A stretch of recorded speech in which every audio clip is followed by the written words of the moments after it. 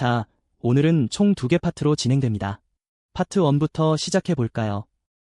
여러분, 안녕하세요. 오늘 기사 정말 흥미진진합니다. 미국이 아프리카 나라인 라이베리아로 사람들을 추방하는데 그 규모가 무려 1200명이 넘는다는 소식이거든요. 제3국으로 추방한다는 게 도대체 무슨 뜻인지 영어 원문을 앞에서부터 뒤로 쭉 읽어내려가며 그 생생한 현장을 함께 살펴볼까요? 딱딱한 뉴스 영어, 오늘 제가 맛있게 요리해드릴게요. 오늘의 기사 제목입니다. U.S. deports 20 people to Liberia, the first of 1,200 migrants under Trump deal, Part 1. 미국, 트럼프 협정에 따라 1200명 이민자 중 첫 20명을 라이베리아로 추방. 먼저 기사 전체 내용을 간단히 살펴볼게요. 트럼프 행정부의 강력한 이민 단속 정책의 일환으로 미국이 20명의 추방자를 라이베리아로 보냈습니다. 이들은 새로운 협정에 따라 그 아프리카 국가가 받을 1200명의 이민자 중 첫 번째 그룹입니다. 이번 추방은 역대 가장 큰 규모의 제3국 추방 사업 중 하나로 기록되며 아프리카 국적자뿐만 아니라 북아메리카, 남아메리카, 카리브해 출신 국적자들도 포함될 예정입니다. 자, 그럼 본격적으로 문장을 하나씩 뜯어보겠습니다. 자, 첫 번째 문장 갑니다. 먼저 원문을 들어보세요. Agreement is among largest third country deportations driven by Trump administration's immigration crackdown.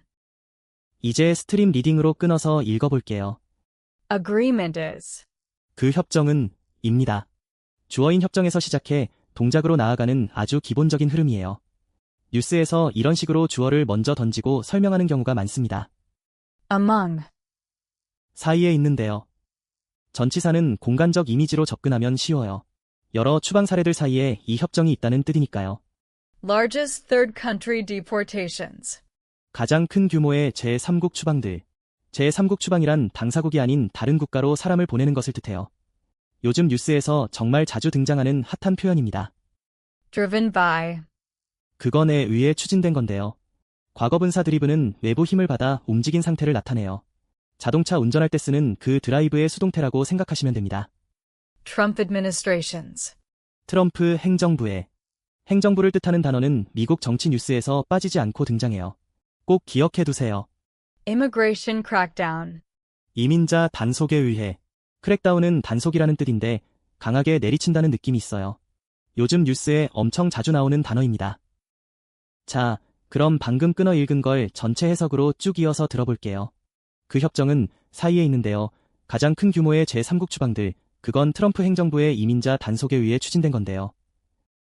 자, 이제 원문을 다시 한번 들어볼게요. 이번에는 의미가 잡히시죠? Agreement is among largest third country deportations driven by Trump administration's immigration crackdown. 여기서 문법 포인트 하나 짚고 갈게요.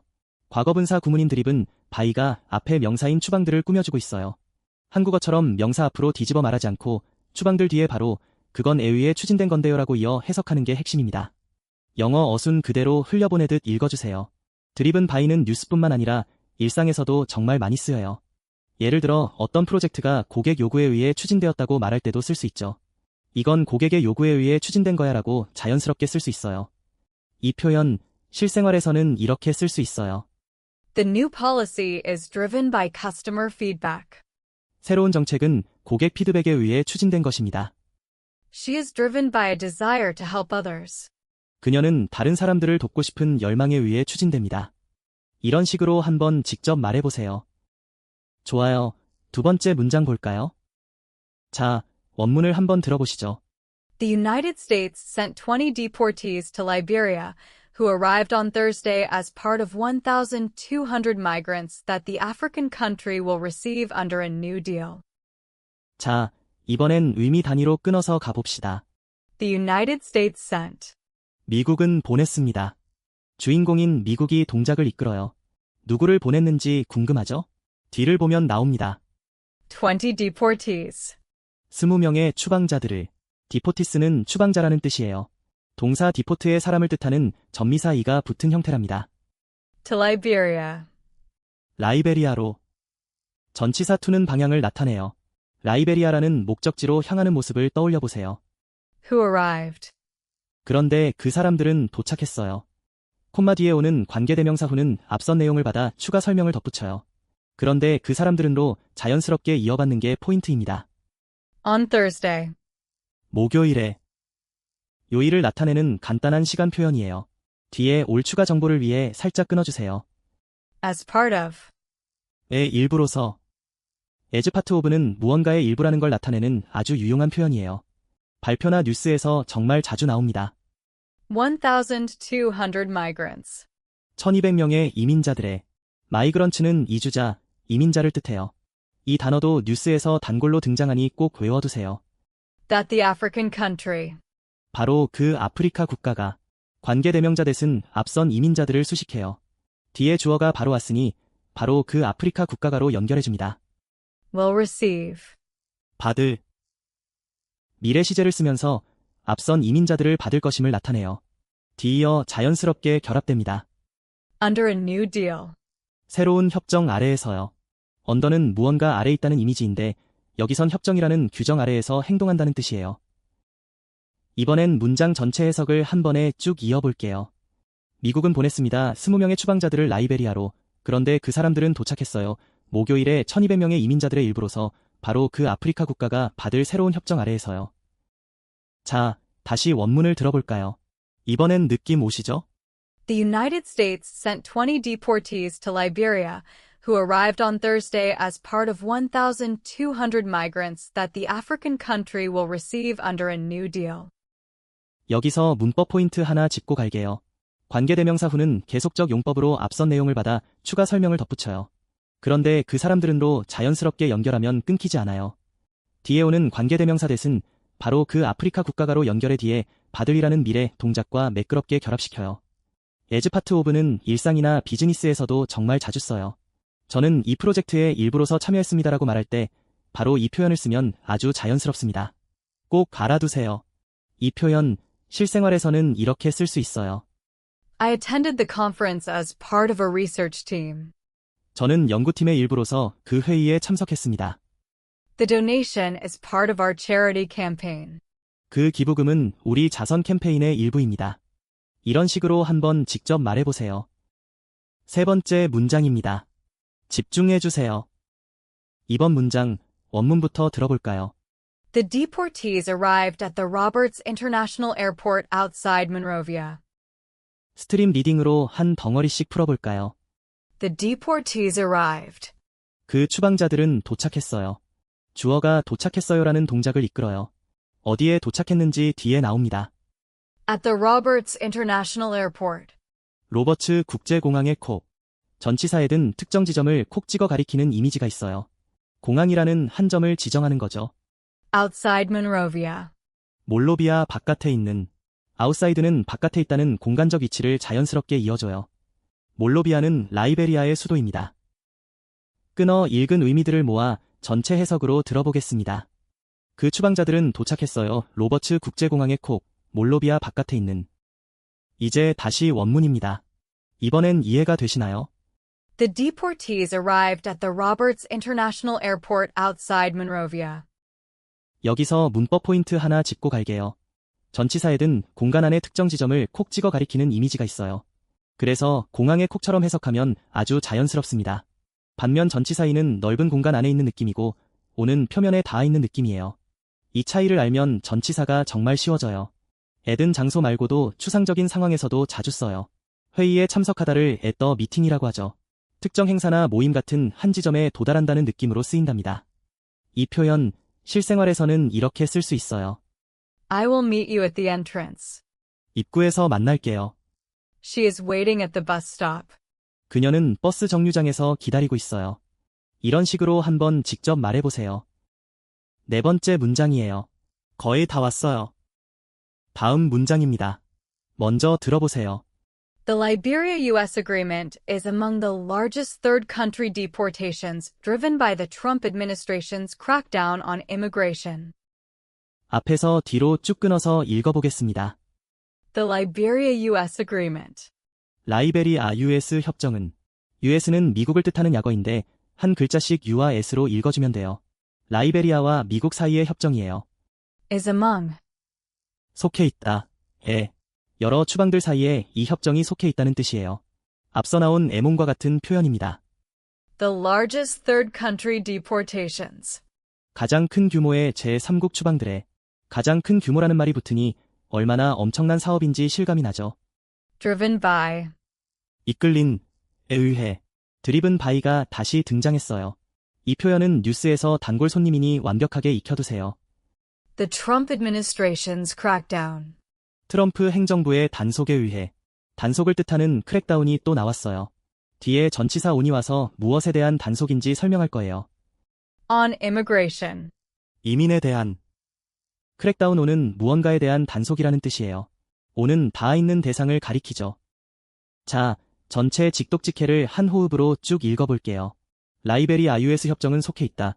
가장 큰 규모의 제3국 추방들에 이끌린 트럼프 행정부의 단속에 의해 이민에 대한. 자, 원문 다시 들어봅시다. 훨씬 잘 들리시죠? The Liberia-US agreement is among the largest third country deportations driven by the Trump administration's crackdown on immigration. 여기서 문법 포인트 하나 짚고 갈게요. 과거분사 드리븐은 앞에 명사인 추방들을 꾸며주는 역할을 해요.